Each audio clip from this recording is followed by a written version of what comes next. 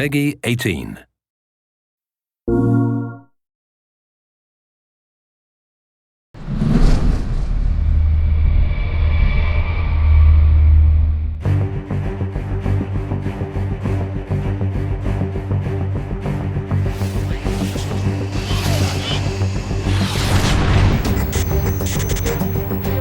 For the first time, the PS Vita really provided a mobile platform that was capable of really offering a proper FPS experience.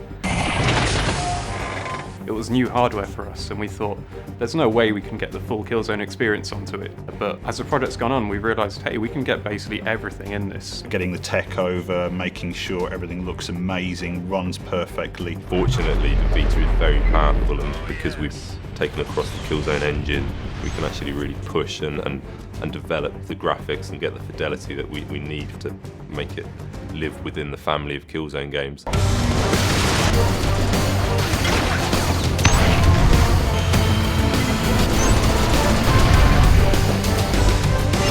It's pretty surprising how much detail you can make out on the screen, even if you think it's just a handheld. The screen's pretty big and really clear, so when you're holding it that close, in some ways it's the equivalent to sitting, 10 feet away from a TV screen. You assume that you can barely make out any of the little fine details, but you really can. It's still a really high-definition platform. There's an intro to one of the missions that sees you dive in and on a kind of wingsuit.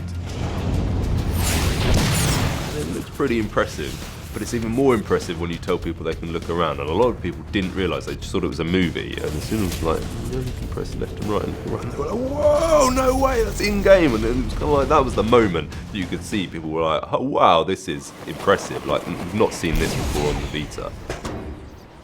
I think the handheld platform really allowed us to look at the underlying structure of the Killzone game and reimagine it as an experience that can be played anywhere, anytime, and kind of in any way. You can play really short bursts of game and put it down and come back to it later. You can play multiplayer on the move, just over Wi-Fi. We were trying to offer something that people could just pick up and play with that kind of immediacy that you don't always get with a home console game. Get rich and get out.